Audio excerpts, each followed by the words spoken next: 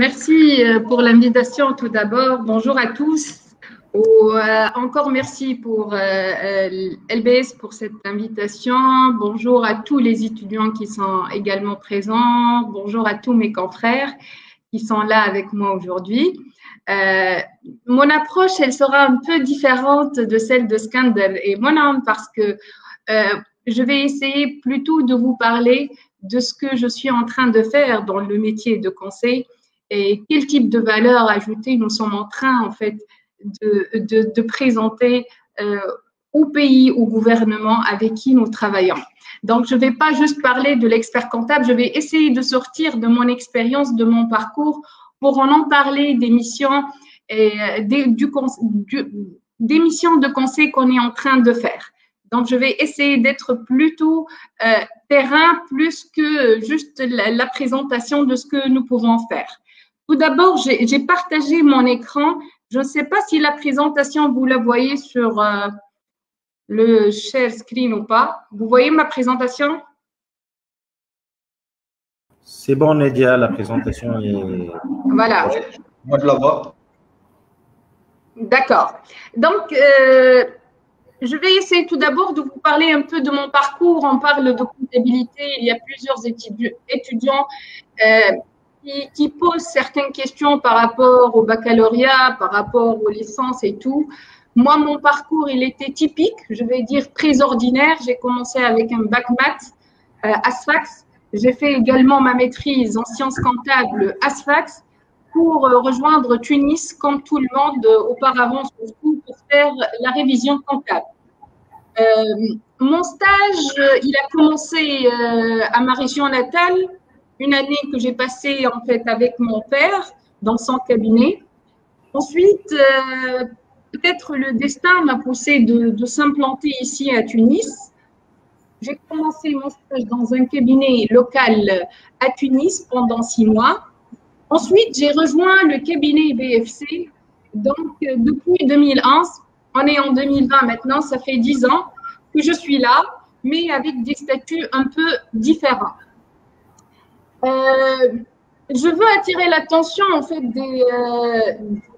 des étudiants que mon parcours, surtout en matière de stage, appelé la révision comptable, il n'était pas également typique. C'est-à-dire, c'était exprès de choisir de travailler dans les petits et moyens cabinets.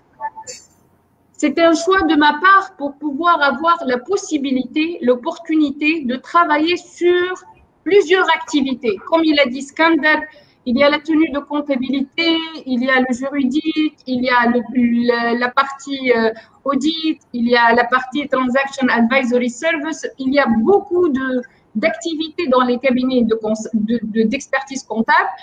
Et j'ai vraiment choisi de travailler dans les petits et moyens cabinets pour avoir cette opportunité de travailler dans la fiscalité, dans le juridique, dans la compta, dans l'audit, dans les transactions, pour savoir en fait mon inclination, c'est-à-dire quelles sont les choses qui me motivent et qui me rendent vraiment très motivée dans l'expertise comptable de façon générale.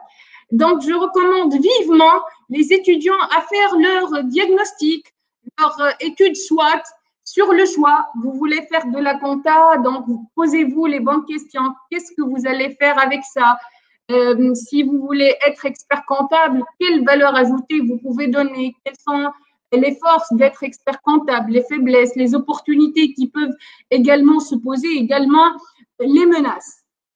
Ensuite, donc, le statut, moi, j'ai commencé dans le cabinet où je suis maintenant comme étant stagiaire pour ensuite devenir associée en fin 2016. Et ce n'était pas vraiment très évident pour moi parce qu'auparavant, il était mon boss, en d'autres termes en arabe. Ensuite, je me trouve associée à part égale avec qui je dois partager tout, je dois également exprimer mon opinion, mes avis, ma façon de faire, qu'est-ce que je veux faire, etc. La question qui se pose, pourquoi je me suis spécialisée et comment je me suis spécialisée? J'ai commencé comme toute stagiaire dans l'expertise comptable, comme je vous ai dit, de façon générale, et j'ai eu certaines pressions, surtout en travaillant sur les volets ou bien les dossiers liés à la fiscalité.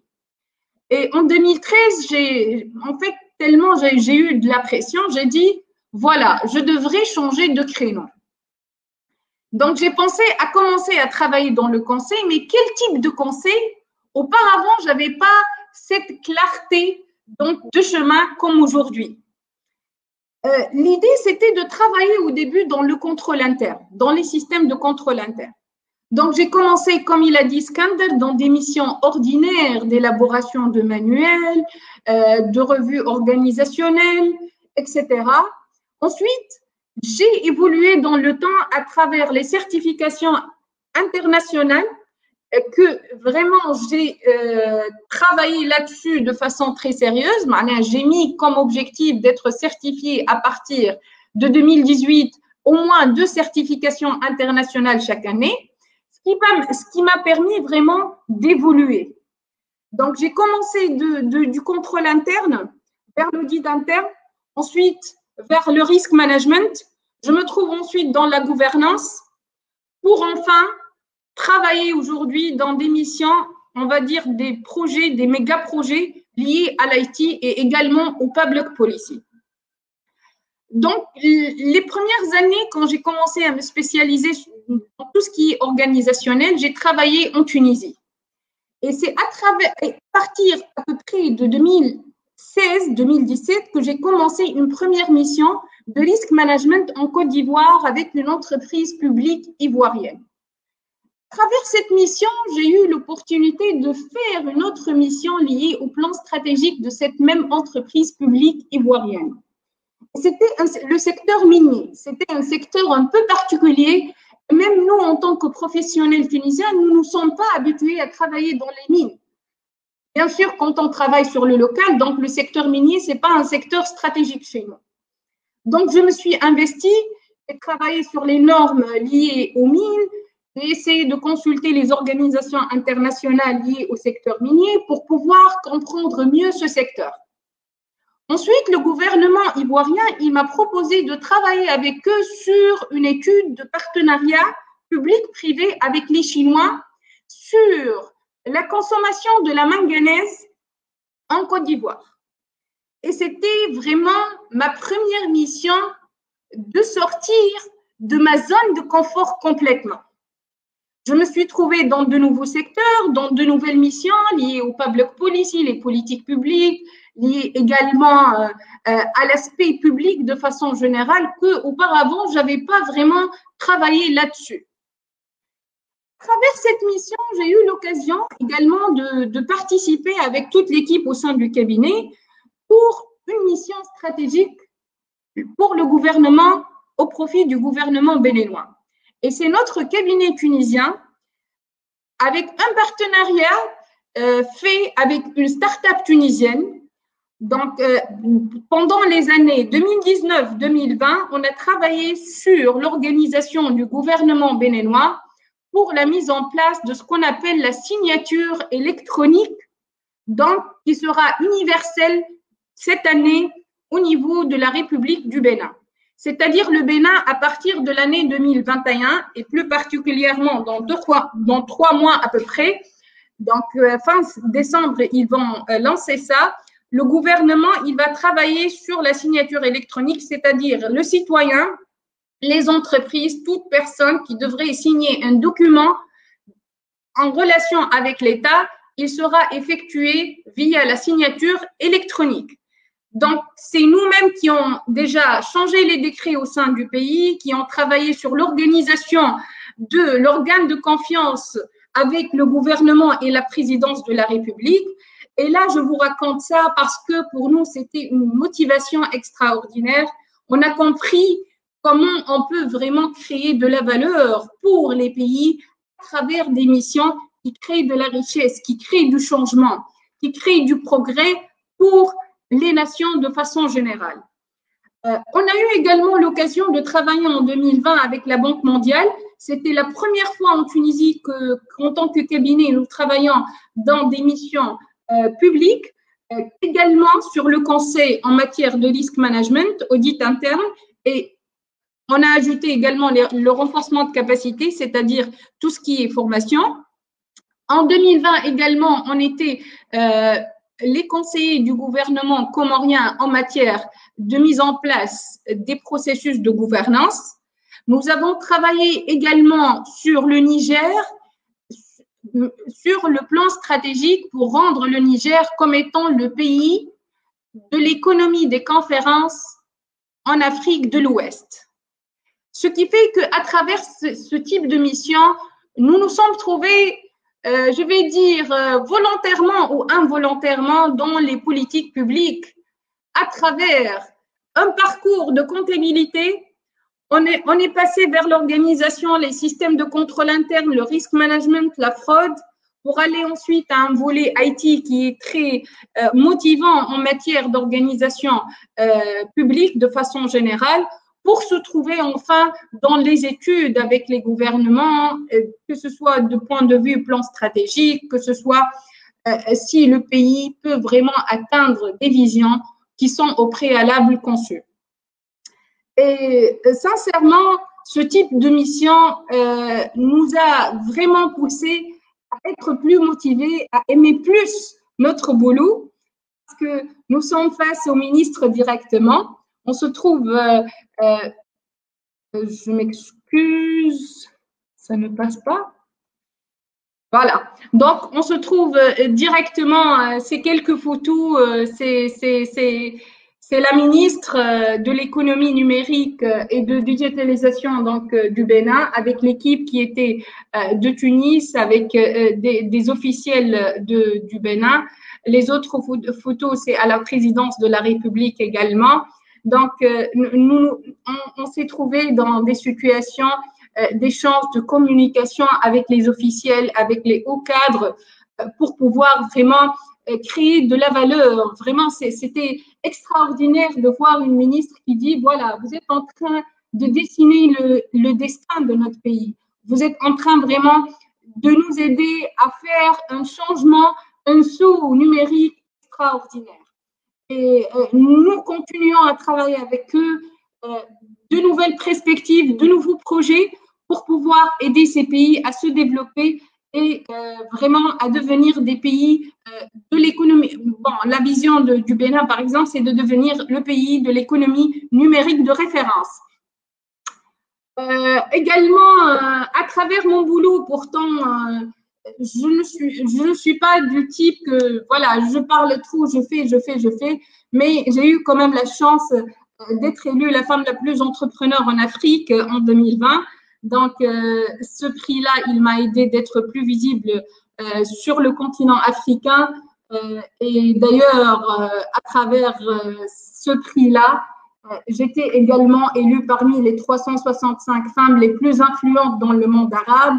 Et à travers ce type de prix, j'ai pu vraiment avoir un nouveau network, un nouveau niveau de contact sur l'international, sur plusieurs pays d'ailleurs, ce qui me motive vraiment pour pouvoir vraiment promouvoir l'image de marque de mon pays. Là, c'est quand j'ai commencé à créer le département en organisation. Donc, on a commencé à travailler avec une équipe d'ingénieurs. Juste pour vous dire, moi, je suis expert comptable. Plusieurs ingénieurs qui travaillent avec nous au sein de l'équipe de différentes spécialités. Et ça, pour dire à tous les étudiants, vraiment, il faut être tolérant avec vous-même. Vous choisissez la comptabilité, vas-y, la comptabilité, c'est la base de la compréhension de tout système, que ce soit d'une entreprise, d'un gouvernement, d'une entreprise publique, de quoi que ce soit, mais il faut se développer, il faut chercher votre inclination, il faut chercher la chose qui vous motive. Et la comptabilité, vraiment, c'est un socle, c'est une base qui peut vraiment vous éclairer, qui peut vraiment vous emmener à aller où vous voulez, sans pour autant être obligé de faire des switches qui vont vous coûter beaucoup en matière de temps ou bien en matière de compétences techniques. Voilà, donc le développement en Afrique, pratiquement en tant que département, je vais dire, pour ne pas dire 100%, je vais dire 95% de notre chiffre d'affaires, c'est en Afrique. C'est une évolution en matière, ou plutôt sur le volet financier extraordinaire, parce que c'est vrai qu'on va vous parler des missions de l'expert comptable en conseil, mais on sait bien que aussi le côté financier, il est très important. Et le fait qu'on exporte nos services, le fait qu'on commence à travailler sur les méga projets, nous passons à un autre palier de travail, nous passons également à de nouveaux gains, nous passons également à une nouvelle richesse, hein, il faut le dire. On essaie également de travailler sur des actions sociales et je recommande vivement les étudiants à travailler sur ça. Même si vous faites de la comptabilité, il faut travailler sur les actions sociales. Moi, j'ai eu l'occasion même de faire des actions sociales sur d'autres pays dans l'Afrique subsaharienne. Ça m'a permis de mieux comprendre les cultures. Ça m'a permis vraiment d'être plus ouverte d'esprit. On veut vraiment de créer de la valeur et de pouvoir conseiller les entreprises et même les officiels de manière plus judicieuse. Là, c'est quelques photos de la Côte d'Ivoire. C'était vraiment très motivant de pouvoir travailler voilà, avec les mines. C'est dans des réserves minières, là. C'est des photos quand je suis allée carrément dans les réserves minières. J'ai passé des nuits avec eux. Et la dernière photo à ma droite en bas, c'est voilà, avec les officiels de la Côte d'Ivoire, partant du ministère des Mines jusqu'à le PDG de la société et toute l'équipe de la société minière. Le développement à l'international, aujourd'hui, vous voyez à travers un métier qui est vraiment spécialisé. On travaille dans le conseil organisationnel, on a évolué pour aller conseiller des gouvernements, travailler dans des projets de développement en matière informatique. Aujourd'hui, si vous voyez la photo qui est à ma gauche, là où il y a deux hommes avec moi, c'est des Irlandais qui sont venus nous voir parce que eux-mêmes, ils veulent investir dans le consulting en Afrique et ils cherchent à trouver des cabinets avec qui ils peuvent aller en partenariat. Donc, c'est juste pour vous dire que le métier de conseil, c'est vrai, comme il a dit Skander, il est vaste, mais c'est très challengeant parce qu'il y a des défis à relever, mais également, on avance très, très vite, surtout quand on connaît notre matière ou bien quand on connaît là où on veut y aller. On a eu l'occasion également, la photo au milieu, c'est avec un ministre du Congo, l'autre, c'est avec des Libyens qui sont venus là pour leur former en gouvernance. Donc, quand on travaille sur des domaines à l'international similaires, on ne trouve pas vraiment de problème. Et peut-être c'est ça qui nous a vraiment facilité l'export de notre service. Donc, abstraction faite des lois et des réglementations des pays, c'est des choses qu'on peut faire dans différents pays, même avec des manières différentes, mais quand même, c'est faisable. D'autres photos que je partage, que ce soit à travers notre réseau, que ce soit également la première photo, c'est quand j'étais en France, j'étais invitée pour partager l'expérience de notre cabinet parce que nous avons pu constituer un système de veille qui nous permet vraiment d'avoir un regard sur tous les projets et toutes les missions sur lesquelles nous pouvons travailler en Afrique, bien sûr avec des connexions sur plusieurs pays dont on maîtrise le marché aujourd'hui. Et c'était vraiment très challengeant et très motivant de pouvoir maîtriser ces marchés et ces dossiers, disons, dans un laps de temps qui est de 4-5 ans. Également, on a fait le paramétrage de Auditsoft Tunisie. C'était une occasion de connaître plusieurs experts comptables dans d'autres pays, d'échanger avec eux.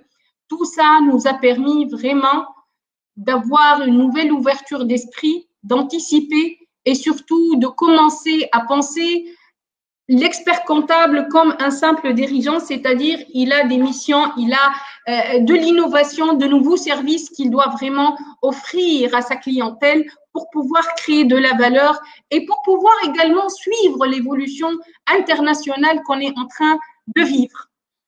Donc, comme je vous ai dit, l'équipe, c'est quelques photos de l'équipe, juste pour vous dire que puisqu'on travaille beaucoup dans le conseil, donc nos deadlines sont plus maîtrisées que les autres missions qui bouffent plus du temps, qui bouffent plus de compliance. C'est nous qui organisent, qui donnent combien de jours nous pouvons faire ça ou ça. Donc, c'est un peu différent. On n'est pas comme dans les déclarations, par exemple, dans la tenue de comptabilité et tout. On est obligé, voilà, d'être conforme à certains deadlines qui sont fixés au préalable. Je vais finir par, voilà, l'essentiel. Vous choisissez ce que vous voulez comme étant spécialité, mais l'essentiel, c'est de pouvoir fixer des objectifs clairs. Pour moi, c'était dès le début clair d'être expert comptable, mais l'idée de devenir expert comptable était améliorée au fur et à mesure du temps. Donc, j'ai commencé à dire, voilà, je veux devenir expert comptable. Je suis devenue expert comptable. J'ai dit, non, c'est pas suffisant. Aujourd'hui, je veux me spécialiser pour devenir consultante. Et du consulting aujourd'hui, c'est ma 3e année en formation en public policy. D'ailleurs, Walid, il est là. L'année dernière, je ne sais pas s'il se rappelle, il était en fait l'un de nos professeurs pendant une demi-journée lors d'un programme sur les public policy. Walid, je ne sais pas si tu te rappelles. Donc, on s'est vu lors de cette formation en public policy. La deuxième chose, c'est être flexible et ouvert d'esprit. Faites de la comptabilité, c'est qu'une étape, mais vous pouvez vraiment aller au-delà de cette étape de devenir expert comptable ou faire de la comptabilité pure et dure et être toujours ouvert d'esprit de pouvoir switcher, changer, mi-chemin, à la fin du chemin. Tout ça, c'est possible et c'est pas quelque chose de dramatique. Donc, ça, c'est pour ceux qui posent beaucoup de questions sur l'aspect financier. Moi, je dis la chose suivante. Vous devenez expert comptable ou pas, vous cherchez à faire de la comptabilité ou pas, l'essentiel, c'est que vos premières années après vos diplômes, ne cherchez pas vraiment à gagner de l'argent. L'argent, il va venir quand vous allez vraiment tracer votre chemin, vous travaillez sérieusement, vous allez gagner de l'argent. Ne vous en faites pas, c'est une question de temps. Le cas typique, c'est mon cas. Aider les autres dans la limite du possible, apprenez toujours à aider les autres. Parce que malheureusement, nous, quand on a fait de l'expertise comptable, on n'avait pas cette opportunité de comprendre comment se faire aider pour pouvoir réussir ensemble. Donc, ça, c'est un point très important parce que le travail, c'est la collaboration. Partagez toujours votre savoir et votre savoir-faire. Se former de façon contenue.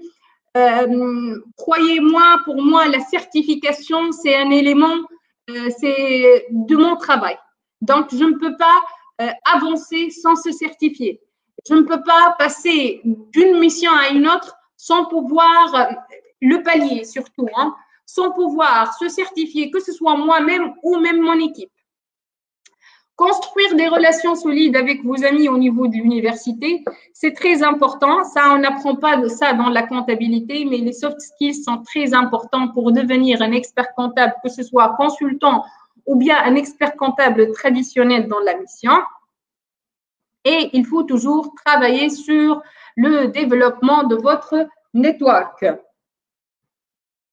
Donc, toujours, l'idée, c'est de travailler pour pouvoir être récompensé à la fin, sans oublier qu'il faut toujours penser donc outside the box et très, très bonne chance à tout le monde.